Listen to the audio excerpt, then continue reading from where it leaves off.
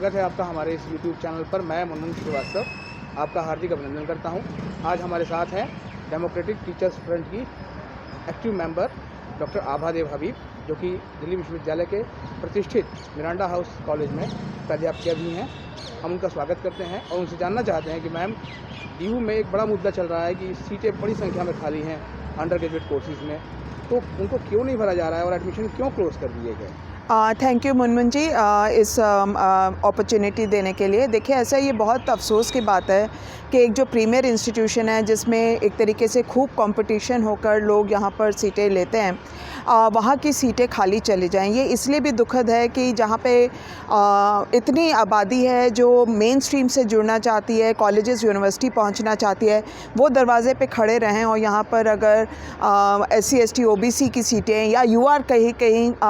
Disciplines में खाली जा रही हैं, तो ये बहुत दिक्कत की बात है। और मुझे ये लगता है कि इसके लिए जो हमारा लेट एडमिशन स्टार्ट होता है, पिछले 2 सालों से जो लगातार लेट एडमिशन शुरू हो रहा है, ये भी उसके लिए बहुत बड़ा ज़िम्मेवार है, क्योंकि तब तक कई स्टूडेंट ऑलरेडी सीटें ले चुके होते हैं अन्य विश्वविद्यालयों में और वहाँ से कैंसिल करवा के शायद वो यहाँ तक नहीं पहुँच पाते। दूसरी बात यह है कि जब शुरू में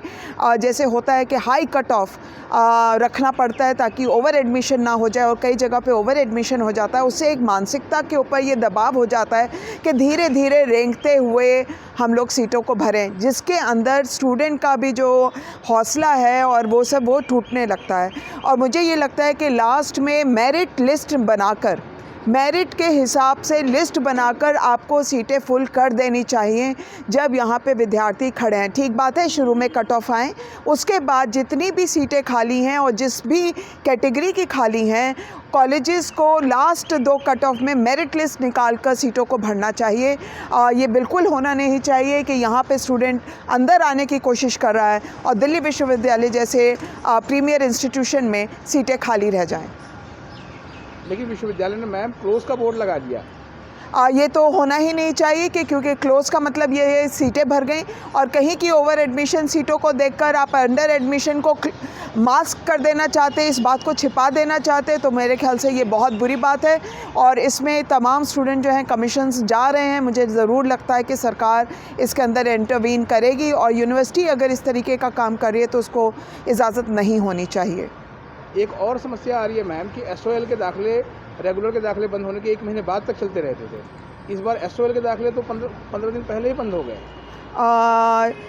देखिए, मैं वही बोल रही हूँ ना कि जब से ये ऑनलाइन वगैरह का सब शुरू हुआ, पिछले 2 साल से पूरी एडमिशन प्रक्रिया जो है बिल्कुल डिरेल हो गई है। और एडमिशन SOL के जैसे देर तक होते थे, लेकिन ये भी बात है कि जितना देर से करेंगे उतनी देर से उनका सेशन शुरू होगा, उतना ही डिले उनके बाकी सब में होगा। तो एक कुछ चीज़ें, परिस्थितियाँ शायद यूनिवर्सिटी के भी बियॉन्ड हो, लेकिन जहाँ तक सीटें खाली रहने की बात है, मैं ये समझती हूँ कि लास्ट 2 जो राउंड्स थे, उन राउंड्स को मेरिट लिस्ट का राउंड बनाकर इन सीटों को भरा जाना चाहिए था रेगुलर में। और अगर SOL में इस तरीके की प्रक्रिया नहीं हुई है, अगर SOL में भी स्टूडेंट्स, विद्यार्थी एडमिशन लेना चाह रहे थे और उनको मौका नहीं मिला है, तो मैं ये समझती हूँ कि ये गलत है, क्योंकि ये स्टूडेंट वैसे ही देखा जाए जो इस समय दिल्ली यूनिवर्सिटी की ओर बढ़ रहा है या जो भी हायर एजुकेशन के इंस्टीट्यूशन है उनकी ओर बढ़ रहा है, वो पहले ही कोविड को खूब झेल चुका है। बड़ी मुश्किल से उसने अपनी एजुकेशन को पूरा किया है, और ऐसे स्टूडेंट को निराश कर देने का मतलब ये है कि उनको ड्रॉप आउट में कन्वर्ट कर देना।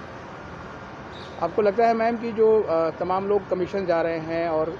DU के चांसलर को भी अप्रोच करने की तैयारी में हैं, बिल्कुल, तो क्या वहाँ से कुछ पॉजिटिव रिजल्ट आएगा? देखिए, बिल्कुल आना चाहिए। वो इस साल के लिए होगा या नहीं, लेकिन कम से कम उसकी वजह से एडमिशन प्रक्रिया का सुधार होना चाहिए। एक और चीज़ मैं ये कहना चाहती हूँ कि मुनमुन जी, ये सोचने का और स्टडी करने का एक वो होगा कि हमें सारी सेंट्रल यूनिवर्सिटीज़ में पता करना चाहिए कि कितनी सीटें खाली जा रही हैं, और क्या कोई एक सिस्टमेटिक तरीका हुआ है कि पिछले 2 सालों में लगभग, जब से ये ऑनलाइन स्कूल का एजुकेशन शुरू हुआ, क्या ऐसा कोई वर्ग है जिसके ऊपर ख़ास असर पड़ा हो इस ऑनलाइन का? क्योंकि इस चीज़ को भी समझना होगा हमें कि ऑनलाइन जो टीचिंग हुआ, स्कूलों में हुआ, वहाँ सरकारी संस्थानों में कितनी पढ़ाई लिखाई हो पाई, दूर दराज इलाकों में कितनी पढ़ाई हो पाई। दूसरा, कास्ट और क्लास भी एक ओवरलैप है, और उसमें हमें ये समझना होगा कि क्या माँ बाप मुहैया करवा पाए गैजेट वगैरह, और क्या ड्रॉप आउट रेट तो नहीं बढ़ा है कुछ सेक्शंस में, कुछ कैटेगरीज ऑफ स्टूडेंट में, क्या ड्रॉप आउट रेट तो नहीं बढ़ गया? क्या ऐसा तो नहीं हुआ कि 2 साल बच्चा उदास तरीके से पढ़ा हो और उसकी जो दूरी बनी हो जिसकी वजह से सिस्टमेटिक तरीके से कुछ कैटेगरीज में ड्रॉप आउट बढ़ के लोग हायर एजुकेशन की ओर बढ़ ही ना पाए हों? हमारे पास मैडम कई ऐसे बच्चों के मैसेज आए जो बहुत ही मतलब डिप्राइव्ड क्लास से हैं और दूर दराज के इलाकों में रहते हैं। वो कहते हैं कि हम सेशन मैनेज कर लेंगे, एक बार हमें एडमिशन तो दिया जाए, क्योंकि हम पहले ही झेल चुके हैं बहुत। बिल्कुल आप सही कह रहे हैं, और इसीलिए मैं कह रही हूँ कि आखिरी का देखिए मैं अपना बता रही हूँ एक्सपीरियंस की, एक एडमिशन जो हमारा लैंग्वेजेस में होता है, बंगाली में, पंजाबी, तमिल में, उसमें भी हम देखते हैं कि जब तक यूनिवर्सिटी मेरिट लिस्ट अलाउ नहीं करता वहाँ की सीटें नहीं भरती हैं। तो ये मेरिट लिस्ट अलाउ करके और मेरिट लिस्ट से सारी सीटों को भरा जाना, यानी कि जितने लोग आवेदन करके बैठे हैं उसका आप बस एक आंकड़ा जमा कीजिए कितने लोग आवेदन दे रहे हैं, उनका एक मेरिट लिस्ट क्रिएट हो, और बजाय कि कॉलेज कट ऑफ डिक्लेयर करे, अगर उसके 10 सीटें बची हुई हैं किसी कैटेगरी में तो वो पहले 10 को मौका दे कि वो एडमिशन ले लें, चाहे उनके 50% नंबर हो, चाहे वो उनके 45% नंबर हो, जितना भी प्रतिशत है जो मिनिमम एलिजिबिलिटी मीट कर रहा हो, ऐसे स्टूडेंट को भर्ती अलाउ होनी चाहिए। क्योंकि फाइनली यूनिवर्सिटीज़ जो हैं और पब्लिक फंडेड यूनिवर्सिटीज़ जो हैं वो एक स्टूडेंट को, इस जनता को एजुकेशन देने के लिए बनी है, और उसके काम में एक तरीके से ये दखल है कि अगर सीटें खाली जा रही हैं। एक और आरोप लगाया है मैम बच्चों ने कि कहीं ना कहीं क्या ड्यू एडमिनिस्ट्रेशन प्राइवेट संस्थानों को फ़ायदा पहुंचाने के लिए उसने जानबूझ के ये देरी की, पूरी प्रक्रिया लगभग 5 महीने तक लटकाई। देखिए ये जानबूझ के है कि नहीं, पर इस प्रक्रिया का फ़ायदा तो प्राइवेट को बहुत हुआ। एक और बात है, पिछले 2 सालों में मैं देख रही हूँ जो छोटी प्राइवेट यूनिवर्सिटीज़ हैं जो बेहतर काम भी कर रही हैं, वो क्योंकि अपना सेशन टाइम से शुरू करते हैं, स्टूडेंट को लगता है कि वहाँ पे ज़्यादा अच्छी पकड़ है, वहाँ ज़्यादा अच्छी पढ़ाई हो रही है। एक ये एनवायरनमेंट क्रिएट होता है कि पब्लिक जो यूनिवर्सिटी है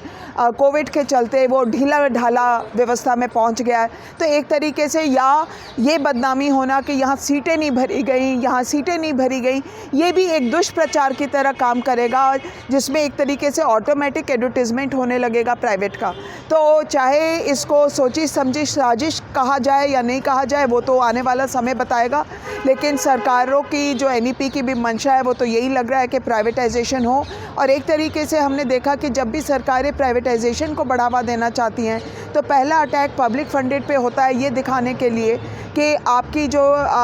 पकड़ है वो ख़राब है, आपका जो काम है वो ढीला ढाला है, और एक तरीके से एडमिशन प्रोसेस का लेट होना, सीटों का खाली रह जाना, एक तरीके से इसी तरीके का दुष्प्रचार है पब्लिक फंडेड यूनिवर्सिटीज़ के खिलाफ।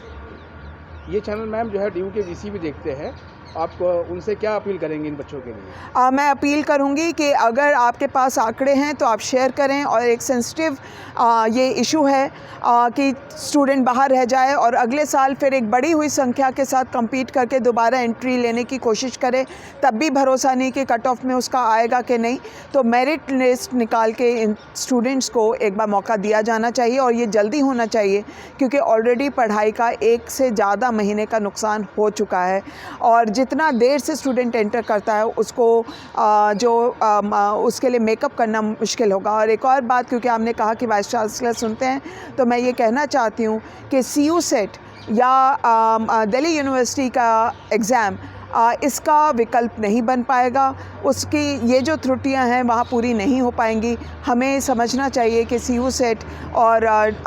जो दिल्ली यूनिवर्सिटी से एग्ज़ामिनेशन से सिर्फ कोचिंग सेंटर्स बढ़ेंगे, इसको दोबारा से सोच लेना चाहिए हमें। बहुत बहुत धन्यवाद। Thank you.